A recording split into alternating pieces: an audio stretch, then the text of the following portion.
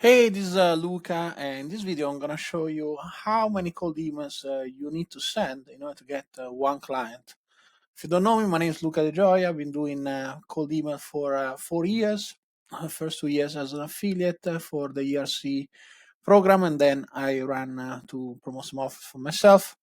And so, in this video, as I said, I want to tell you more about how the power of volume. Really, how many cold emails are necessary to get one client. But before we talk about that, we need to talk about why people fail in cold email, and if you have tried to run cold email campaigns, why is it that you may have not got the results you wanted. So reason number one is you may have used the wrong infrastructure. So there are people that literally use tools like GetResponse, Aweber, MailChimp, or basically email marketing type of sending tools that are designed for opt-in email subscribers to load a list and send out cold emails. If you are one of those people, then you should know that this is a no, because basically those tools do not allow, basically to load a list of prospects.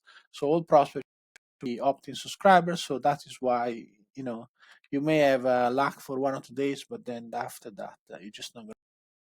If you are a business owner, maybe you do have a CRM like HubSpot, Salesforce, or Close, and you are trying to send a cold email from your own CRM. That is also a no-no, because basically, if you use your own domain to send cold email messages, at one point those will be marked by as spam by some of the recipients, and that's just inevitable because people receive so many cold emails a day nowadays that even if your offer is perfectly nice, good, you can help somebody, they will mark you spam, and then when that happens, basically your domain will be placed on a blacklist, and you won't be able to send messages at all, not to your own colleagues, not to clients, not to if you sold a product online, you need to deliver the product. You cannot do any of that. So that is a big no-no. So you need to use the right tools. So another reason why people fail, they send too few messages. So maybe you send 10, 20, 30, 40 messages a day, and you do it for 1 or 2 months, and then you think, you say, oh, cold email doesn't work. Well, you send 2 months the number of messages that you would have had to send probably in one day, and which is about right now, right? 20 times is actually even less. So yeah, so that is the reason really you need to send the right volume. I would say the minimum volume would be 1,000 emails a day, and ideally 2,000 or 3,000. So then let's look at another reason. Maybe you send the right volume of messages, but you send too long messages. So why would you fail? Because when people see a long email with 3, 4, 5 paragraph, maybe a big wall of text, that is a big no-no. That person doesn't know you. You have not done the right to get their attention. So unless you can convey in 10 seconds the reason why they should read and pay attention to your email, then you're toast. So your message should be as short as something that can be read in 10, 15 seconds. That is really the rule. So long messages are a big no-no. And then next is using the wrong list. So maybe you're targeting the wrong ICP. So an example of that would be, let's say you want to sell lead generation of Facebook ads for a gym, right? And so you tell to a gym owner, hey, we want to run Facebook because we can fill your gyms with new members. But let's say you target the gyms that do not advertise already on Facebook or Google. Well, now you have a problem. Now you have to sell the idea that advertising actually works, people can get an ROI from that, and that you are the right person to sell, to provide that service. So that is a big no-no. You would be better off to target a number of people that you see already are advertising on Facebook and Google, and then you say, hey, I have this idea, I think have success running a campaign this way. So so targeting the wrong ICP is another reason why you may have failed a cold email. Next one is not verifying the list. So people change jobs. So if you're targeting a CFO, CEO of a certain company, maybe the company has been bought by somebody else, or maybe that person moved on to another job, that email doesn't exist. If you continuously send messages to a list that is where some email don't exist, then your reputation will go to zero, and your deliverability will be dramatically affected, and that is why you cannot have success. And finally, not following up when getting the positive reply. So this is basically you doing everything wrong. You're using the right tool. You have a short message. You you do enough volume. Maybe you send 1,000, 2,000 a day. It is the right ICP. You verified the list, but now you're getting a reply, and then if people don't buy or don't book a meeting right away on the first message, you give up.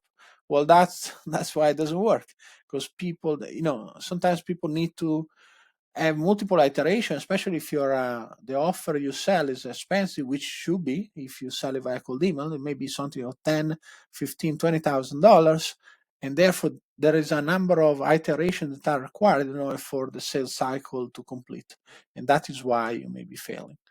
Okay, so now let's see what happens when you do everything right. Okay, and so if everything is correct, so let's assume now that you send you run the campaign correctly. You run a cold email outbound campaign correctly. Let's say you send 2,000 messages a day. You do it for 2 months.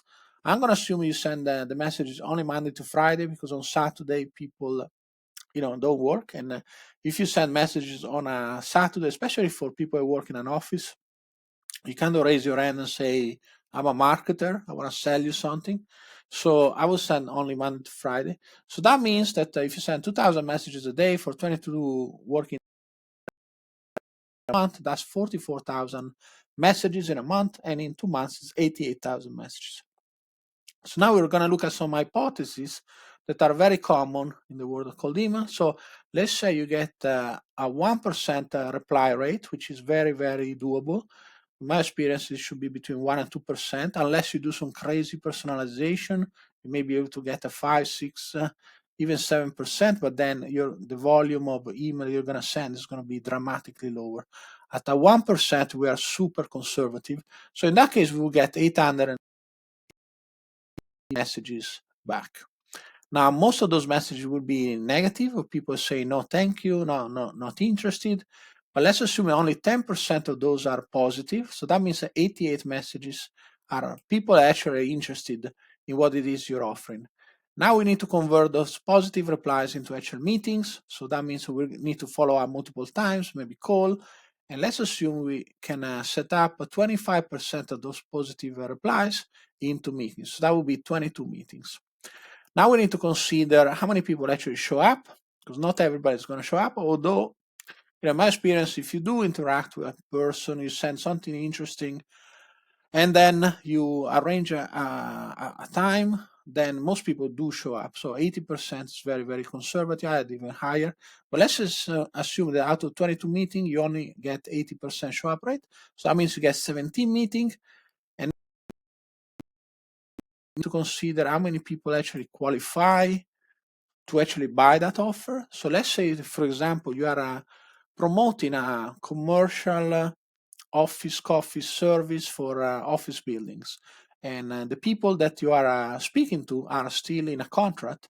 So only a percentage of those people in a contract will be able to actually buy your service. Okay, so only the people are in the last year of their contract will be able to say, okay, within 6 months we need to run a bid, look for a potential other vendors. So now we want to listen to you. So now that will be 12 meetings out of 17. Okay, so these are people actually qualified. So now let's assume that during the sales call, 1 in 5 closes, which is about 20% close rate. So that means 2 people are actually, so 2 contracts are sold. So let's assume that each contract is worth, or each sale is worth $20,000. So this campaign would have generated $40,000. Okay, and these are very, very realistic numbers in the world of cold email. So let's see now what is the return on investment for this campaign. So for myself, we run campaigns based on performance only, and a typical cost per call that shows would be for us would be $300. Okay, so in this case, so at an 80% show up rate, so if we were to book 17 meetings that actually show up, we will charge our client $5,100, but the client would have $1,000. Okay, so if you are looking at this, would you say this is a good ROI if you got 8 times your money? I would say it's probably right, and some people charge even more. And also the other factor is that these are very, very conservative meetings. The reply rate could be 1.5, 2%. The positive reply rate I've seen as much as 20%, and then the meeting to positive reply rate could be higher, and the close rate, of course, could be higher, right? So these are just some consideration, but yeah, so these are some example of numbers that are very realistic in the world of cold email. And so in summary, basically, you need to send a lot of volume, ideally minimum 1,000 messages per day, ideally 2,000 to 3,000.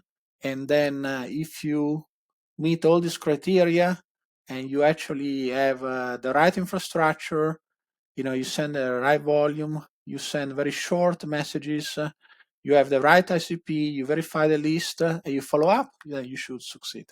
Okay, so I hope this video was helpful and you learned something, and give me a follow up, and I look forward to share more tips in the next video. Bye bye.